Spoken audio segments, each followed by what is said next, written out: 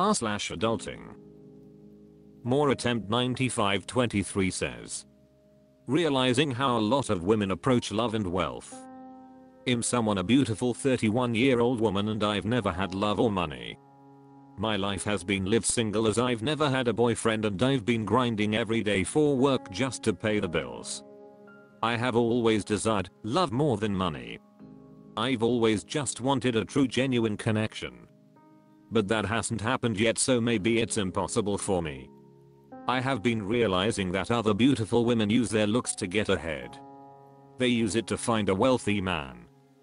From there they acquire wealth by either becoming a sugar baby, get married, getting divorced, or having his babies. It seems the falling in love part is easy for them. As long as he has money, they can be compatible with anyone, as long as he's decent.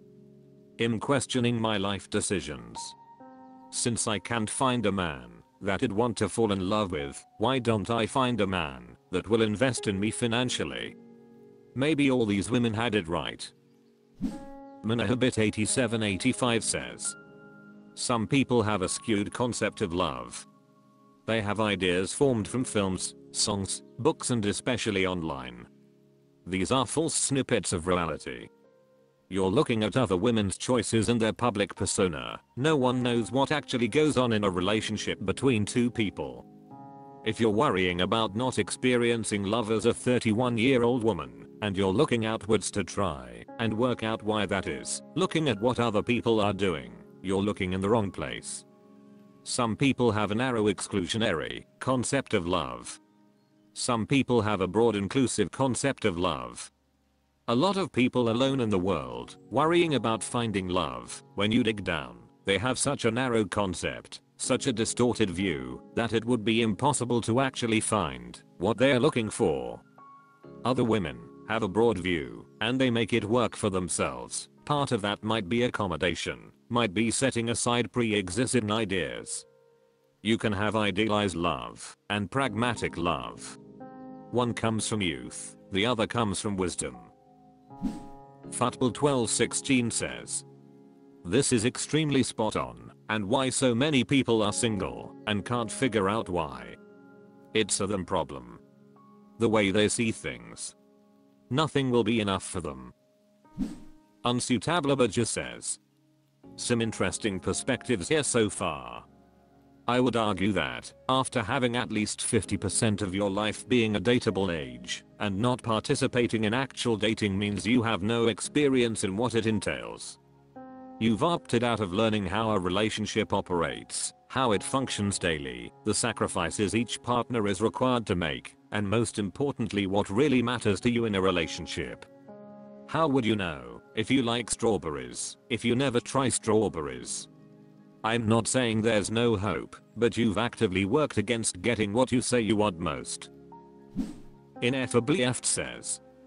Judging by your post history, you work as a stripper and have multiple substance abuse problems.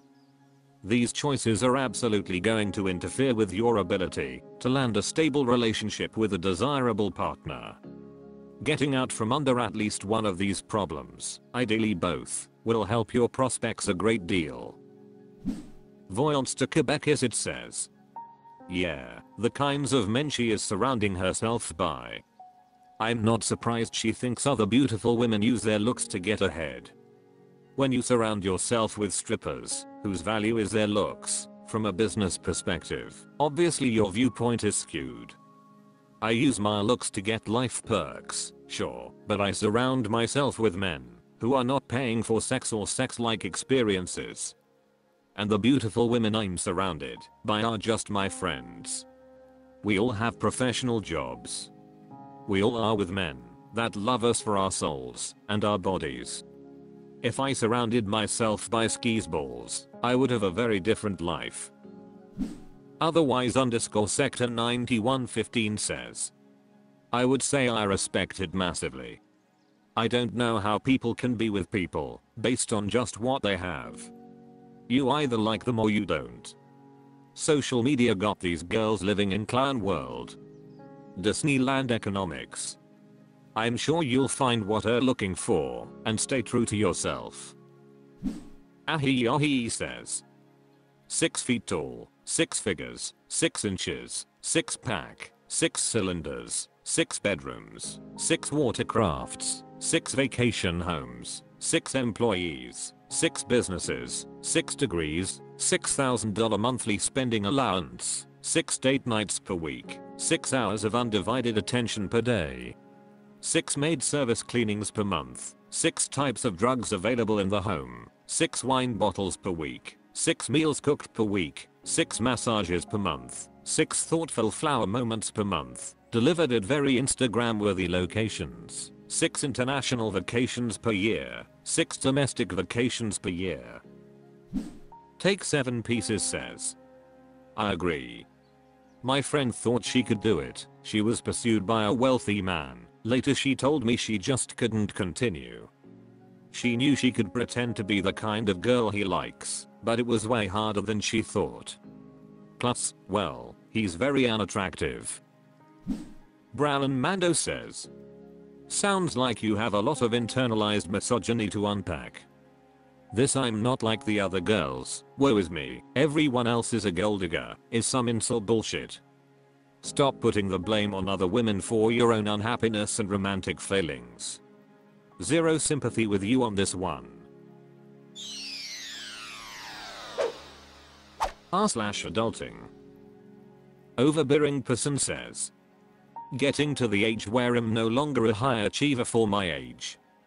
It's no longer impressive for me to have accomplished what I accomplished. I'm just saying. The shift between overachiever/young prodigy to what have you done to show for your age has not been a seamless one. Depression has held me back. I no longer make excuses though. Anybody else? Most Investigator 138 says. Kinda, but realized I subconsciously don't want to be a high achiever anymore.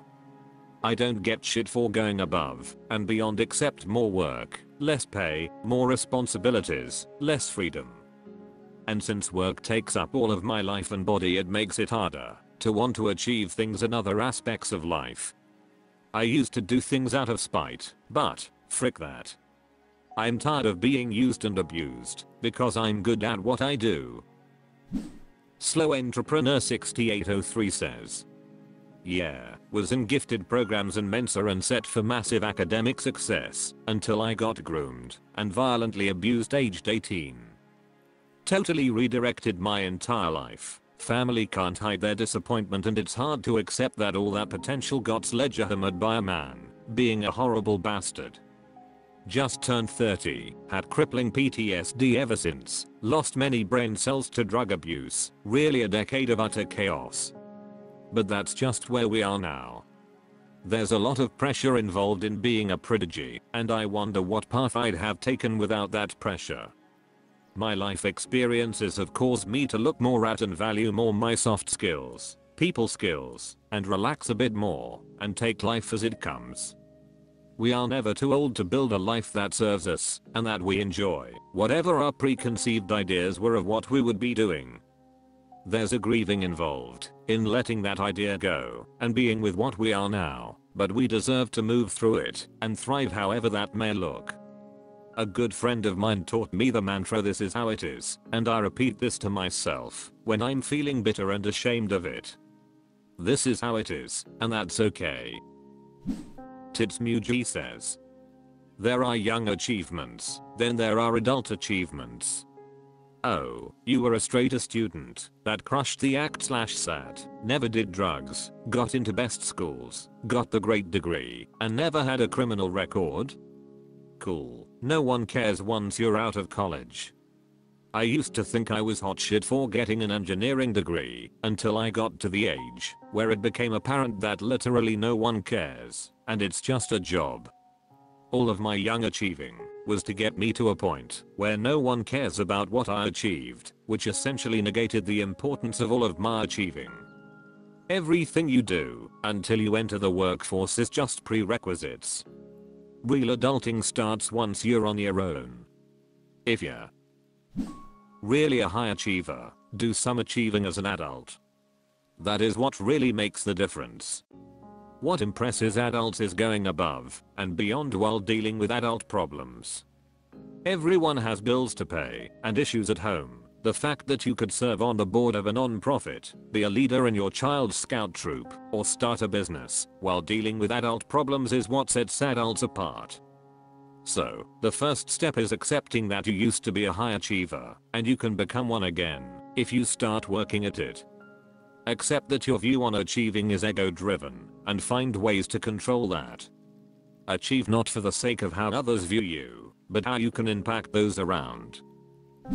Super Serious Leguhai says, "Yeah, I definitely feel like I used to have so much potential and now I'm just some middle-aged guy who is okay at a few things, but not particularly great at anything, and never will be. Whatevs, I just want to snuggle my dog and take a nap."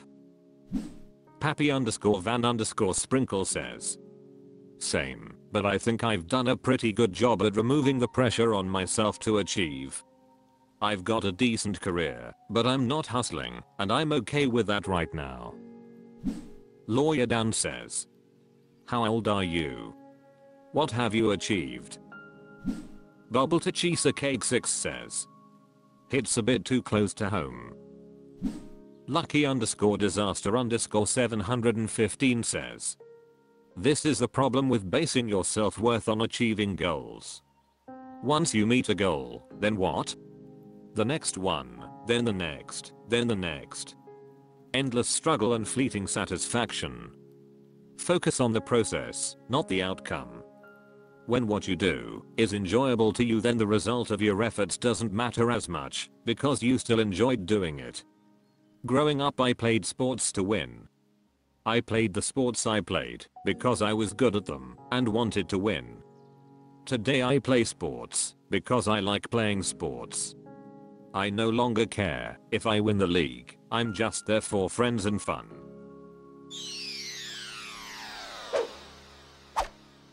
That's all for this video. Thank you for watching. Please subscribe.